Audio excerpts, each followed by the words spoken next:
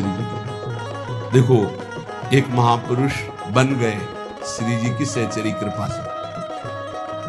उनकी पत्नी का नाम किशोरी था, वो पधार गई, बहुत आसक्त थे।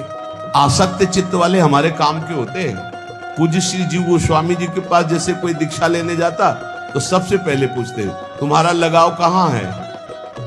बोले पुत्र में, हो जाएगा, काम हो जाएगा। हाँ, तुम्हारा लगाव कहाँ? स्त्री में, हो जाएगा। एक आए, उस समय 1 लाख स्वर्ण मुद्रा रखी, कहा शिष्य बना लो। तो बोले आपका लगाव कहाँ है? बोले विश्व में कहीं नहीं। उन्होंने समझा ऐसा बोलने से महात्मा ज्यादा प्रसन्न होते हैं कि अनासक्त है, कहीं आसक्त नहीं। उन्हें हमारी तो कहीं आसक्ति नहीं, कहीं तो होगी। बोले कहीं आसक्ति नहीं। बोले ये रुपया उठाओ और काशी जाओ, काशी में किसी सन्यासी को गुरु बनाओ तो तुम्हारा काम हो जाएगा। हमारे पास तो आसक्त चित्त चाहिए, आसक्त है उसको मोड़ दिया प्रियालाल की तरफ, कोई काम बन गया। हमें अनासक्त नहीं चाहिए। अनासक्त हो तो सन्यासी बनो, जाके काशी जाओ। नहीं दीक्षा दी। वो पत्नी में आसक्त था, उसकी पत्नी पधार गई। कभी कभी बड़ी आसक्ति का प्रभाव देखा है। सैमसी में गुरु आश्रम में थे तो एक वयोवृद्ध आए, तो पूजा सुबह करने के लिए बस एक ही छवि निकाल के एक माता जी की रखी। तो हमने सोचा गुरु माता होती है, तो बड़ी निष्ठा, कोई और भगवान नहीं। अगरबत्ती लगाई, बस मतलब दुखी मन था। हम तो नए अवस्था थे, भगवान कितना उच्च कोटि का भाव है उनका गुरु माता पे। तो नजदीक गए, उनका बाबा आपकी गुरु माता है? गुरु माता नहीं, तो कोई देवी का अवतार है। जो कथा शुरू की है सब पीछे खसक लिए। हम सब नजरे, हम मानते हैं आप पत्नी में भी भगवत भाव करें तो आपको भगवत प्राप्ति हो जाएगी, क्योंकि सब जगह भगवान, लेकिन भगवत भाव नहीं, वहां आसक्ति का भाव।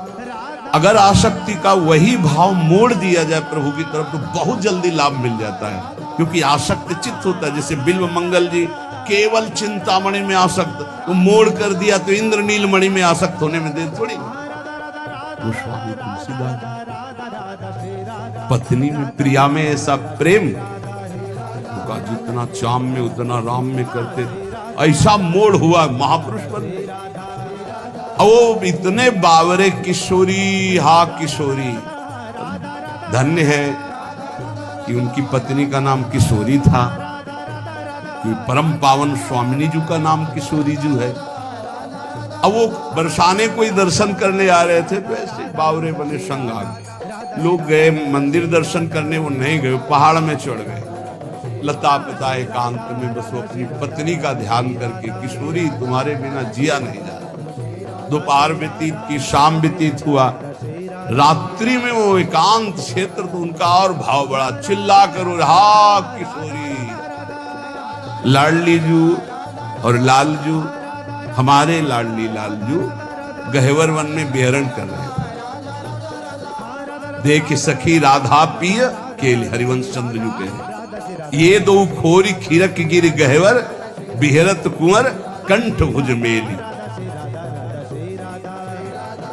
वहां मोरकुटी में, अभी आपने सुना था एक दिन तटिया स्थान के महान महापुरुषों के वचन, बिहारी बिहारी जी का भाव करके दर्शन करने को, प्रिया प्रीतम में आवेश आया बिहारी बिहारी में। ये परम पावन धाम। प्रिया जी ने कहा ललिते देख मुझे कोई पुकार रहा है। ललिता जी ने कहा प्रिया जी आपको नहीं पुकार रहा है, उसकी पत्नी मर गई है, वो अपनी पत्नी के प्रेम में पागल होके किशोरी किशोरी पुकार। बोले आदि नाम माने प्रथम नाम तो मेरा किशोरी है ना, वो मुझे पुकार रहा है, तुम मुझको लिवा के लाओ। स्वामिनी की आज्ञा शिरोधार्य। ललिता जी ने सोचा इस जीव का कितना सौभाग्य कि योगींद्र मुनींद्र जिनको ध्यान में नहीं धर पाते, स्वामिनी जी कह रही लिवा लाओ मेरे पास। जी ही ललिता जी उसके सामने प्रकट हुई, संपूर्ण विद्या का नाश हो गया। ये देखो कृपा नाम की, किशोरी नाम की कृपा, राधा नाम की कृपा, श्यामा नाम की कृपा। जे ही महान सामर्थ्यशाली ललिता जो प्रेम बपू प्रकाशित हुई सामने, जीव ललिता जी को देख, खत्म अविद्या, खत्म स्त्री की आसक्ति, खत्म। उसने कहा चल तेरे को हमारी स्वामिनी बुला रही। यंत्रवत जे ही स्वामिनी जी को देखा, उस उच्च कोटि की धारणा प्रकट हुई जो रसिकों की धारणा होती है। तत्काल भाव की प्राप्ति हुई, तत्काल देह भाव छूटा और सहचरी भाव की प्राप्ति। वो बहुत बड़े महान संत बनकर इस धराधाम को पावन किया। श्री अली किशोरी, अली किशोरी जो नाम के महाभागवत श्री जी का बड़ा पावन यश गान किया। हमारी स्वामिनी जी का है ब्रज 84 कोश वृंदावन बरसाना। अगर कहीं यहाँ की रज में तुम्हें कुछ ही दिन वास करने को मिले और आप नाम जप कर रहे हो तो धन्यवाद। और अगर कहीं